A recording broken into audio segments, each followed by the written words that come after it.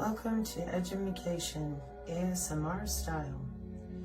The roles of nanotechnology and Internet of Nano Things in healthcare transformation. A lot of people are unaware of the healthcare transformation that has already occurred. They are without knowledge of something called your digital twin. Your digital twin is inside of a database and accessible to people who have access to wireless body area networks. In this particular college textbook about your personal digital twin, it states right here, in particular, wireless body area networks and multi-source data fusion will be highlighted. Personal digital twins will rely on the joint development of many technologies from multiple disciplines, such as brain-computer communications, molecular communications, synesthesia interconnection, AI, and intelligent interaction. We will present a variety of healthcare applications as part of a very early stage list of accomplishments in our personal digital twin platform development, as well as the outlook of personal digital twin related developments across the globe. Now, one of the first things that I attempted to ensure that the synergists understood is that your personal digital twin is already in business. And this article from Business Wire about digital twin computing is from June 2019. And the reason I cited it is because it gives you a good picture. Here's humans, medical treatment, digital twins, things for the Internet of Things, because this is the conventional digital twin usage, where humans were separate from the Internet of Things. So we had the Internet of Bodies and the Internet of Things. Now we have the biodigital convergence, in which we have the Internet of Everything. And even though things are still delineated due to replication, fusion, and exchange, your bodies are now connecting and connected with devices, other body area networks, and body sensory networks at the behest of either AI or a database change. So how did we get here? How did you end up on the cloud with a digital twin? Well, in the past, it was called the Sentient World Simulation.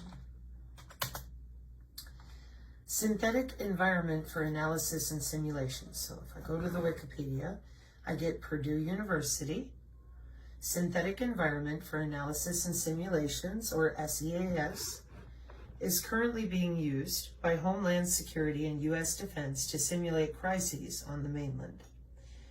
Well, what does that mean? They're using models and simulations in order to make changes to your digital twin in order to ensure they have a rapid response to things like pandemics and forest fires, anything they need to. Well, that sounds great. That's wonderful, right? Well, the problem is that they didn't tell anybody that your butt is connected to the cloud. And when I asked people how, they did not know. So I said, it's not called the Sentient World Simulation anymore. It's the Global Information Grid.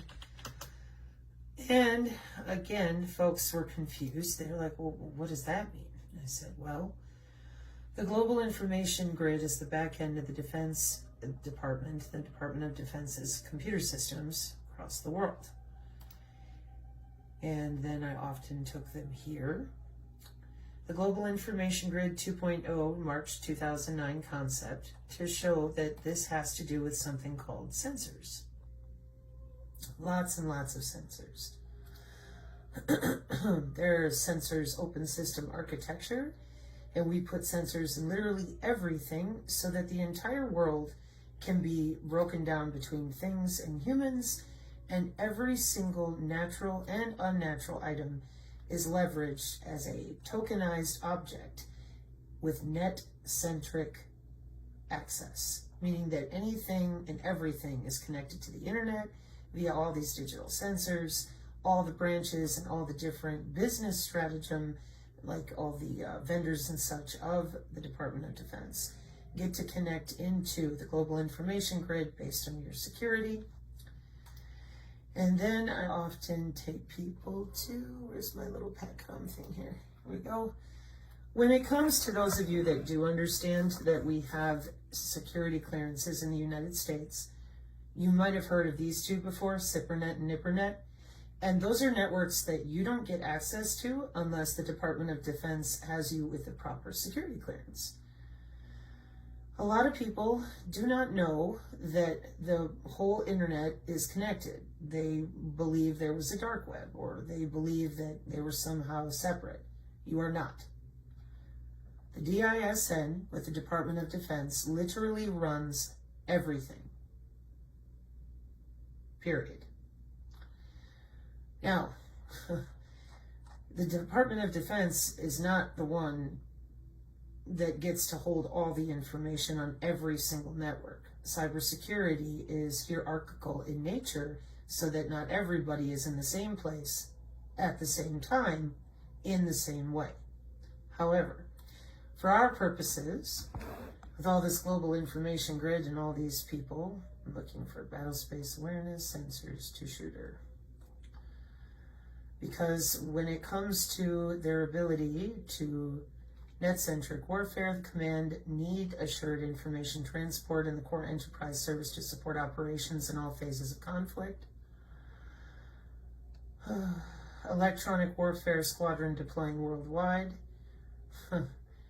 For the person who mentioned on the channel, you saw an E-6B or one of our Navy Boeing planes recently.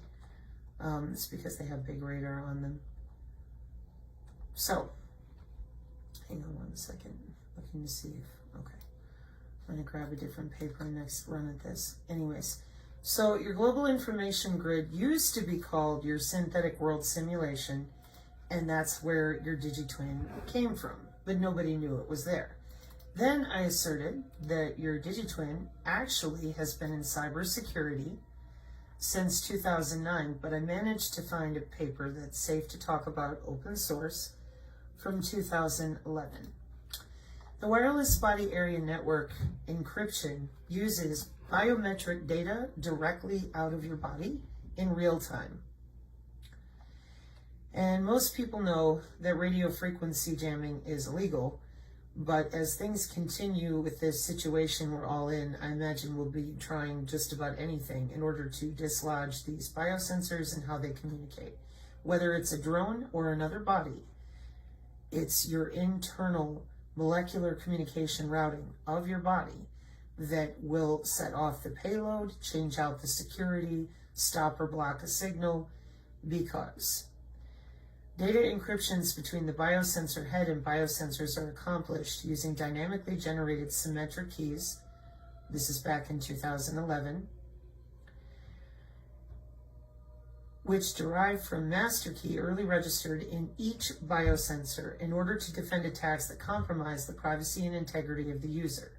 As mentioned earlier, biosensors in human body are very resource constrained.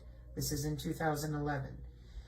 Biosensors in human body are very resource constrained, so it is more efficient to use symmetric keys between the biosensor head and the biosensors than asymmetric keys in terms of resource cost. It is based on, 4.1 security mechanisms. Our security mechanisms are summarized in Figure 2. First, we propose our authentication scheme that is resilient against spoofing and physical compromise of a variety of devices in W-bands. It is based on patient biometric and physiological data which are acquired from his or her body.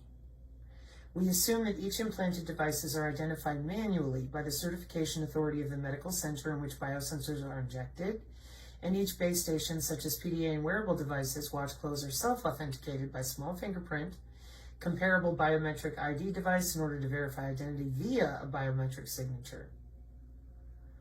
Our authentication scheme can make an attacker difficult to both forge a valid patient's biometric signature and generate patient's own physiological data. Okay?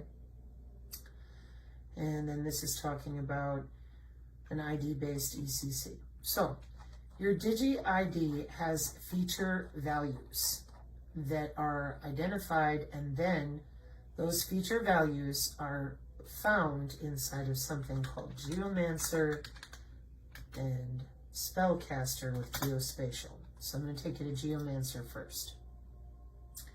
And what they do is every time someone accesses your body, the feature values that they accessed and whatever it is they were looking for are kept in something called a spell book. Here's raw coordinates, reference data sets, and your derived feature values. These feature values are part of your digital identifier. And this is where I am forced to bring everyone back every single time, because unfortunately, you have been connected to the cloud for a very long time. And in 2018, here in this particular paper with pervasive computing, it explains that the wireless body area network connects independent nodes that are placed in the clothes, on the body, or under the skin of a person. Again, cybersecurity for the W-band from 2011, and that's everybody. The biosensors of 802.15.4, the working group, I'm going to take you there in a minute. They are industrial. We have an industrial Internet of Things alongside of the Internet of Things. And that's why they are not hackable. The W-bands don't show up to just anyone. There's specialized bioelectromagnetic algorithms and specialized routing protocols for the W-band to ensure that people can't just sniff it, hack it, crack it, and change people's physiological data. This system protects things like pacemakers as well. So it's pretty important. And as I've continued to cite for the people from the blockchain community who claimed that they were free as cypherpunks, you are a node on the network. Anything that is connected to the internet is not secure. This is why putting people's bodies as a node on the network without even telling them that they were connected to the cloud, and then offering to sell their data blockchain style in order to mine crypto or whatever they're doing with their body and their data, is intellectually dishonest and kind of mean, in my opinion. Because there are plenty of people out there that when I tell them this, that you're already connected to the cloud, they get rather upset because they don't want to be connected to the cloud. They don't want someone else being able to log into their body. And that's before even getting into the fact that no one admits these systems are here unless you're using medical health apps. So if I click in medical health apps, I get a ton of stuff. What are health apps and why do you need them? Healthcare and medical app ideas we still need. Rapid growth of healthcare app market makes it one to watch in 2019. And it can take your heartbeat and help you sleep better. And there's wearables, just like everybody's heard of the Fitbit. And then there's other things you can do on the phone. And then there's ways to connect to your healthcare provider. Well, how do all these things work?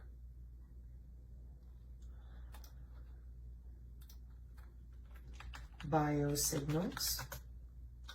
Biological signals or biosignals are space-time or space-time records of a biological event such as a beating heart or a contracting muscle. So biosignals are something that we use in medicine, monitoring and telemetry, pattern recognition and machine learning for biosignal data, neural networks for biosignal data, multimodal speech and audio processing, and biometrics. So when you're using these different health apps, in order for the frequencies and the biological signals that those frequencies are allocating to the phone and to the wireless networks, these systems, all of them, have to be mandated by the FCC and the FDA, and they are.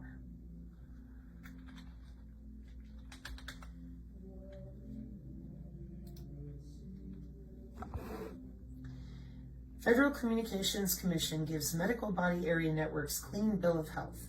Wireless monitoring devices will improve hospital care and make way for continuous home monitoring. June 2012.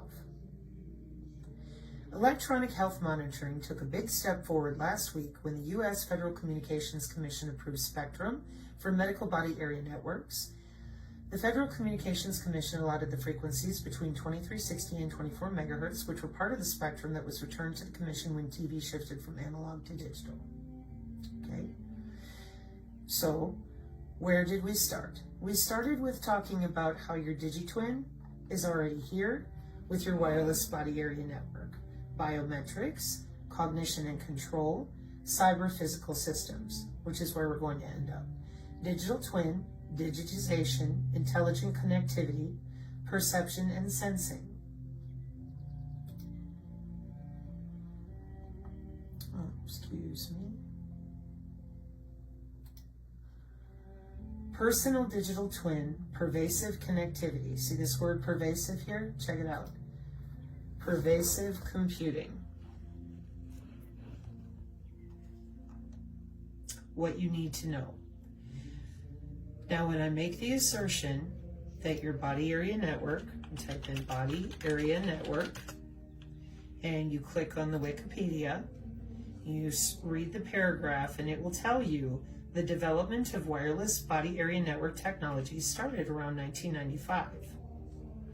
And then I take you to this Wiley paper where we already have security protocols, cyber security, for you being connected to the cloud, whether you like it or not, with no way to access your own W-band, discern what is coming and going for biological signals from your body.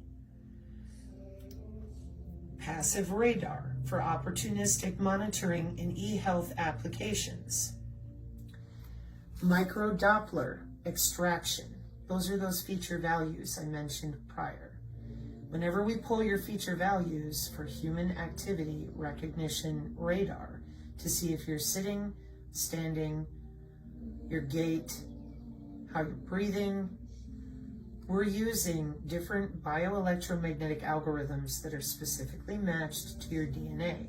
We're using radar systems with that microdoppler in order to ensure that your body is electrically performing the way we want it to. So, when it comes to cybersecurity, what you need to understand is that your body is connected to the cloud. There is cybersecurity involved at very high levels of, for example, Space Force, to ensure that no one can just automatically hack into your human body communication, which is down here on the other side of the commonly used ultra-wideband. As you can see, this spectrum is much smaller than the big one over here. However, the problem that we face has to do with the molecular communication routing, because it's one thing to have gotten this far with no way to gain accountability from anybody who uses these systems. And that is why I kept coming back with the Medical Body Area Network Challenge. In 2018, the main reason that they switched to all this AI and medical body area network and wireless biosignaling has to do with your digital twin, the cybersecurity for your W-band, and saving the hospital money on getting sued because they can take your biomarker biosignals in real time. And so they started testing that out in the senior homes in 2014, and they've been cooking along ever since, and it seems like nobody really said anything. Because each time I brought it up, people continued to struggle. They didn't understand, how did the sensors get in me? I explained it's an industrial system, and I explained that the biosensors are made out of you. They are literally made out of you, your own tissue. So you Google biosensors. A biosensor is a device that measures biological or chemical reactions by generating signals proportional to the concentration of an analyte in the reaction. To click on images, open that up, so that you can see the analyte. The receptor could be an enzyme, nucleic acid, or an antibody. The transducer, optical, electrochemical, piezoelectric, or thermal, which then takes a biological signal and converts it into an electrical signal. What are biosensors and how are they impacting the virtual reality and healthcare industries? Biosensors have been around a very long time, and they are in use for many different things, not just biological sensing. As you can see over here on the right, 2012 tooth enamel biosensor, 2012 contact lens biosensors, 2015 integrated biosensors, and of course temporary tattoos, or more commonly known now, bioelectric tattoos, and your fabulous quantum dots. So the applications of biosensors have to do with environmental monitoring, soil monitoring, pathogen discovery, drug discovery, toxin detection, water monitoring. We use biosensors for quite literally everything. And these biosensors create different computer networks that we watch, not just your medical body area network with 4 layers of cybersecurity inside of you only. Layer 2 is you bootstrapping to a device.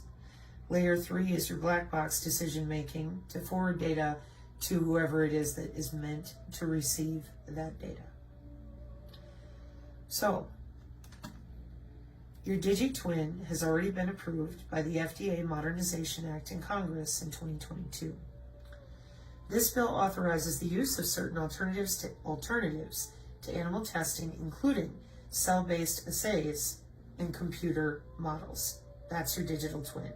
Additionally, using those cell-based assays, which are essentially your DigiTwin and all these other passive radar systems they use to watch all your cell structure, this bill also removes the requirement to use animal studies as part of the process to obtain a license for biological product that is biosimilar or interchangeable with another biological product.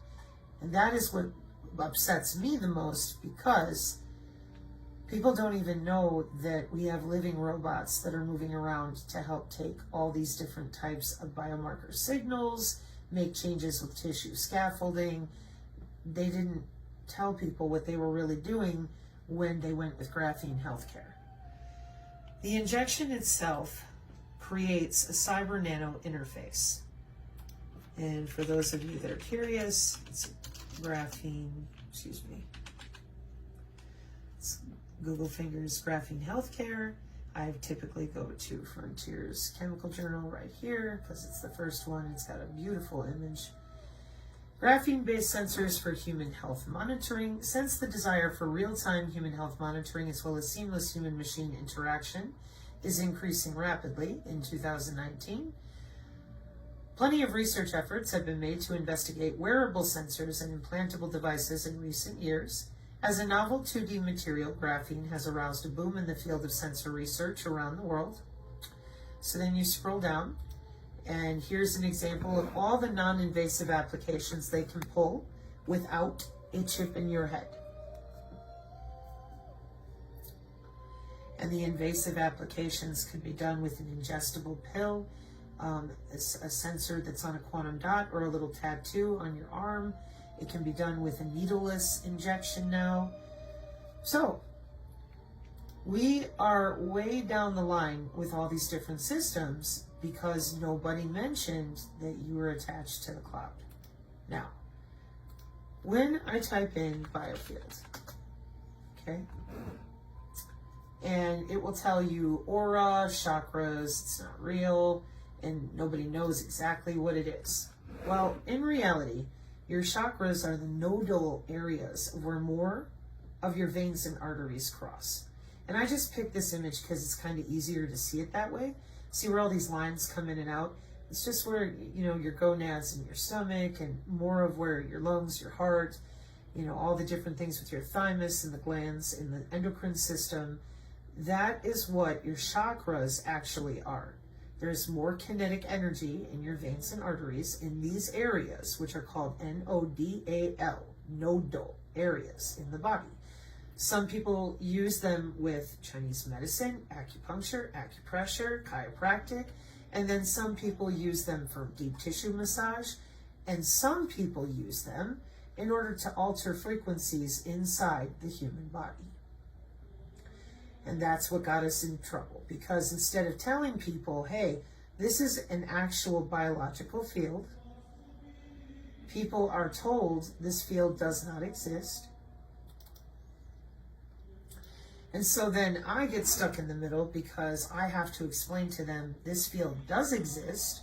And as you can see here, the IEEE, International Standards for Electronics and Electrical Engineers, has an 802.15.6 standard called the Wireless Body Area Network. Now, here's what I advise people to do. When we're dealing with the biofield, you will be told that no, it's the aura. Nobody knows how to measure it. We don't know what it is. And then what I advise folks to do is I say, okay, because everybody knows that they're electrical, and everybody admits that they have some format of electricity in their body. So I say, go to 802.15 working group, click on images. What do you see? The electrical fields around the body. That's right. And then here's all the sensors that go with 802.15.4. The wireless sensor networks are 0.5. And when you click on this image, analysis of the IEEE 802.15.4a, because your Bluetooth, your millimeter wave, your body area network, the mesh networks, your personal area network, it's all here, because you're not allowed to talk about your own human electrical and electromagnetic anatomy. And then people would get upset and say, well, I need to see evidence. No problem. If you scroll down and you type in biofield, the biofield science, history, healing, and terminology is on the National Institute of Health. And you want to be looking at bioelectromagnetics, electromagnetic fields. And as you scroll and read here, it'll talk about all the different ways they labeled things, how they changed out concepts, and on and on. And specifically, they speak to the electromagnetism, etc. However, if you want to see the different ways that we measure all the different electric fields in the body, that is a different search. Human activity radar recognition. And this is where we come back to that whole concept of having a ton of sensors all around you in the air and inside your body. And those sensors report back to the different microdoppler and regular Doppler and convolutional neural networks and all this machine learning and AI in the air molecules. And it translates the data of you moving your body, because we measure the magnetic and electrical motion of your entire internal organ systems and the capacitive and galvanic energy of your body as it moves, in order to propagate the right signal at the right time for the sensor response that we want to get. In order to convert biological signals to digital, we have to have the ability to beamform and steer. We have different ways that we handle wearables. We have ways that we handle this, we have ways to do this with your air conditioning. Barometric pressure is kind of a big deal. And so it has been difficult to help folks understand that human body as signal transmission medium for body-coupled communication, galvanic mode models. Signal propagation models play a fundamental role in radio frequency communication research. However, emerging communication methods, such as body-coupled communication, require the creation of new models. Excuse me. In this paper, we introduce mathematical models that approximate the human body as an electrical circuit, as well as linear regression and random forest-based predictive models. This would be your bioelectromagnetic algorithms that infer the expected signal loss from its frequency measurement point locations and body parameters. The results demonstrate a close correspondence between the amplitude-frequency response predicted by the electrical circuit models and the experimental data gathered from volunteers. So, the development of microelectronics has facilitated the placement of sensors on the human body to create body area networks. These networks serve as valuable data sources for healthcare and fitness applications. Signals from on-body sensors are collected and processed to derive clinically relevant information. And hang on just a moment. Okay, electrical circuit model 1. And this goes through, now these are wearables, so that you can see the difference of how they perform against intrabody and interbody signal flow and electroquasi-static human body communication. Not a wearable, simply using your body with weak capacitive coupling or strong signal forward path, simplified circuit model for intrabody, simplified circuit model for leakage, interbody, not intra, inter, between two bodies, and then interbody electroquasi-static coupling for capacitive versus resistive load. And then,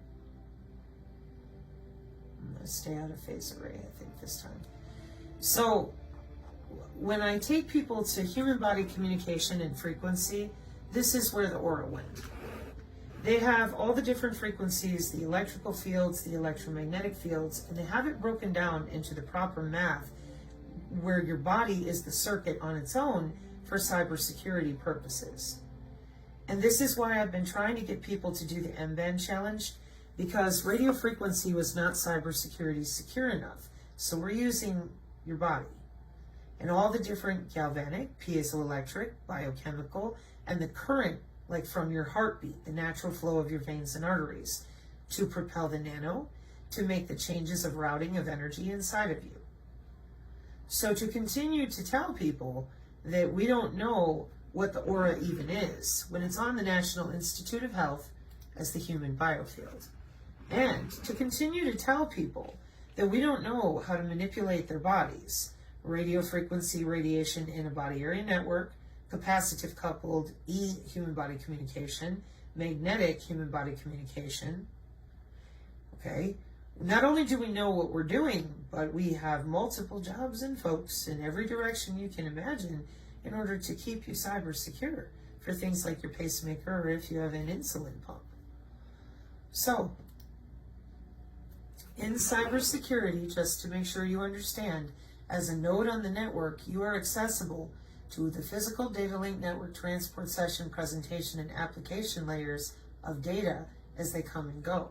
But given that your body is the physical layer of all this connectivity, data link layer can, and just a little bit of the network can host peer-to-peer, very close with just you and another person. But in the tokenized digital ledger system, it's always recorded somewhere with something called the remote PHY, physical layer. Okay? Your distributed ledger is a record of consensus with cryptographic audit trail maintained and validated by nodes. And that would be your biometric data, as I read out from 2011. It's a little updated now, and I'm going to get there momentarily. Blockchain is a way to implement a distributed ledger, but not all distributed ledgers necessarily employ blockchains. And again, your digital twin with air molecules that are nearby and can be changed by their states in order to affect something called wake-up radio.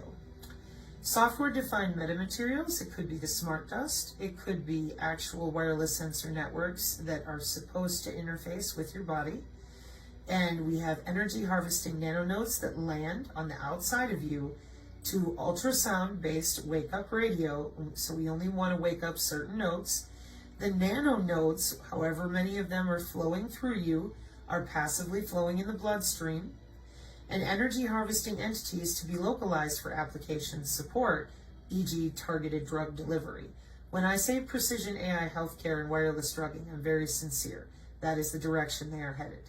That's why the FDA approved the DigiTwins, so that they could just use the wireless to get the electrical signal in. And the nanonodes, these little nanobots, they redistribute themselves based on the wake-up radio and the localization of themselves to where they're supposed to go or not go. This is why being a node on the World Wide Web without anyone saying anything about it is so dangerous now. We have terahertz radio for localization and communication, and we have energy harvesting nanowires that grow along and inside of the veins and arteries, helping out the energy harvesting entities. They tear themselves down, put themselves back together at the cost of your red blood cells and vasculature, the energy from your body. So, one of the things that comes with all this corona nanorouting is, for example, from the Journal of Nanotechnology, how can nanotechnology help to, hang on a second. An overview, I didn't want that one, I wanted this one. Journal of Nanobiotechnology, Biomed Central.